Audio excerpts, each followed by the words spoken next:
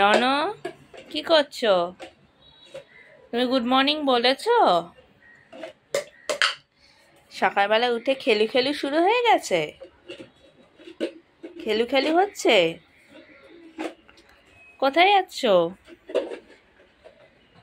Tata করে যাও। Tata tata.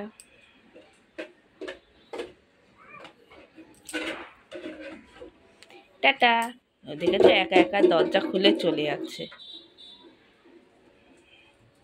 Good morning everyone, তোমরা কেমন আছো? নিশ্চয়ই ভালো আছো, আমিও ভালো আছি। তো নতুন ব্লগ নিয়ে আবার তোমাদের সামনে চলে আসলাম।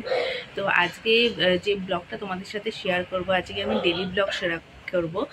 ডেলি ব্লগে মানে সারাদিন কি করি সেগুলি শেয়ার করছি। তাহলে চলো তোমরা দেখে নাও। দেখো রনও চলে এসছে সকালবেলা বিছনা ঝাড় দিতে, কিন্তু এখনও বিছনা তোলা হয়নি। তাহলে চলো দেখে নিই রনর কীর্তিগুলো, দেখে নিই। বাবু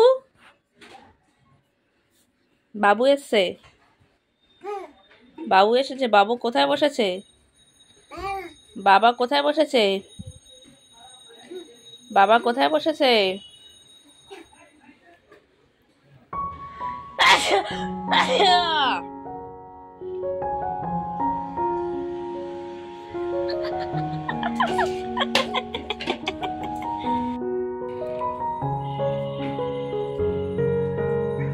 কি করতে এসছি? বিছানা ছাড় দিবি? ঝাড়টা নিয়ে চলে এসছে। এখন ঝাড় দেবো না, বিছানাটা তুলে নিই তারপর। চলো এবার কাজে লেগে পড়ি, কারণ সকালবেলা তো অনেক কাজ থাকে। বিছানাটাও গোছানো হয়ে গেছে, আর বাদ বাকি ঘর ফরগুলো ছেড়ে নিই।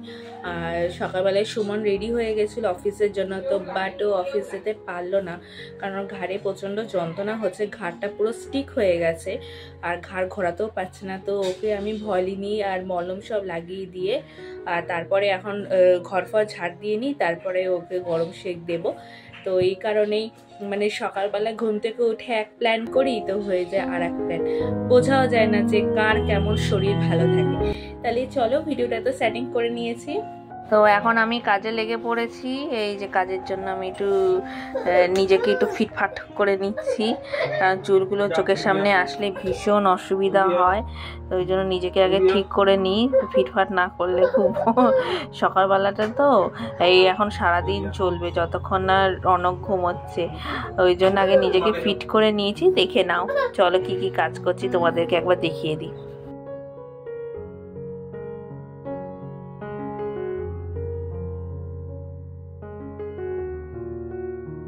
সকালবেলা উঠে না ঘর না ঝাড় দিলে হয় না, যতই হোক বাসি ঘর তো, বাসি ঘর একটু না ঝাড় দিতে হয় না সকালবেলা উঠে। আমাদের কাজের লোক আসে, মানে কাজের লোক এসে ঘর ঝাড় দিয়ে যায়, তাও মানে কাজের লোকে তো সেই আসবে বেলা করে, সকালবেলা তো অতক্ষণ ধরে তো বাসি ঘর রাখা যায় না। এই কারণে ঘরটা এখন ঝাড় দিয়ে নিই।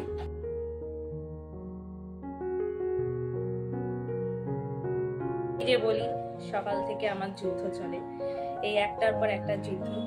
এই যে রণ এসে এখন হিসু করে প্যান্টটাকে দিয়েছে ভিজে। আমি আরেকটু হলে পরেই যেতাম। বসো।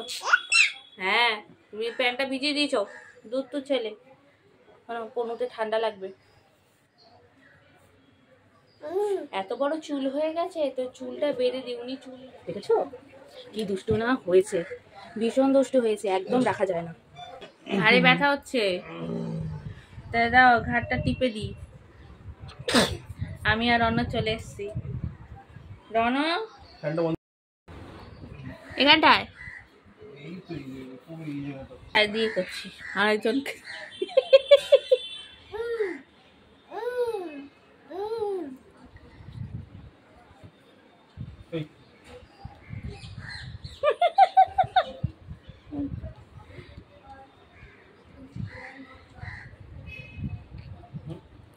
কে রে?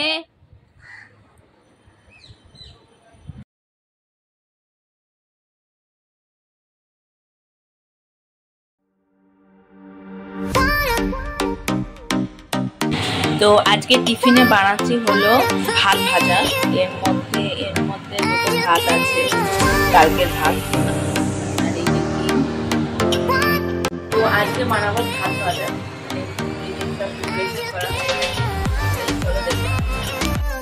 প্রথমে আমি একটু তেল নিয়ে নিলাম, মানে একটু তেল বেশি লাগবে, তেলটা গরম, কারণ গরম হতে একটু সময় লাগবে। তো তেলটা একটু গরম হয়ে যাক, তারপরে আমি এর মধ্যে দিয়ে দেবো হলো এই যে এতে আছে গাজর আছে, বিনস আছে, পেঁয়াজ আছে আর ক্যাপসিকাম আছে, আর এই আছে আমি আদাটাকে তুলে করে রেখেছি, রসুনটা, আর তার সাথে আছে এতে এখন দিয়ে দিচ্ছি হলো আদা কুচি, তার সাথে দিয়ে দিচ্ছি হলো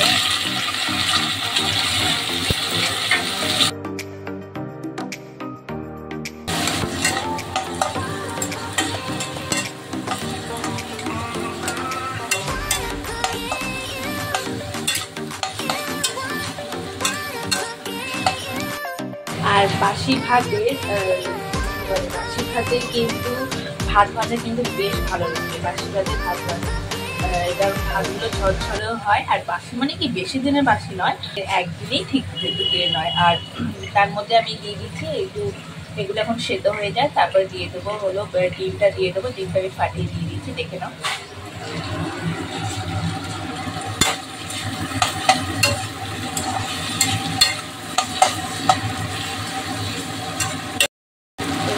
আমি একটু নুন দিয়ে দিচ্ছি, তো এখন একটু ঢাকা দিয়ে দিলাম, একটু সেদ্ধ হতে সময় লাগবে, কারণ ফুলকপি আছে, পেঁয়াজ, আলু, ক্যাপসিকাম, বিনস, গাজর, এগুলো সেদ্ধ হতে সময় লাগবে। ঢাকা দিয়ে দিয়েছি, সেদ্ধ হয়ে যাওয়ার পর আমি ডিমটা দিয়ে দেবো, লাস্টে ভাত দিয়ে দেবো, আর কি কি মশলা দেবো সেগুলো তোমাদেরকে দিই। তো এই যে একটা ভাত, একটা ভাত আছে, দুবাটি ভাত আছে, একটা ভাত, দুবাটি ভাত দিয়ে করা হবে। তো তোমাদেরকে তো বলেছিলাম যে সুমনের জন্য ভাত ভাজা করা হয়ে গেছে, কারণ শরীরটা ভালো না, ওই জন্য অবস্থাটা ভালো। তো এই সাথে আমি ডিমটা দিয়ে দিচ্ছি, ভাজাটা হোক। এতে কিন্তু আমি হলুদ দেবো না, হলুদ দিলে কিন্তু কালারটা পুরো নষ্ট হয়ে যাবে। ফুলকপিটা সেদ্ধ হয়ে গেছে,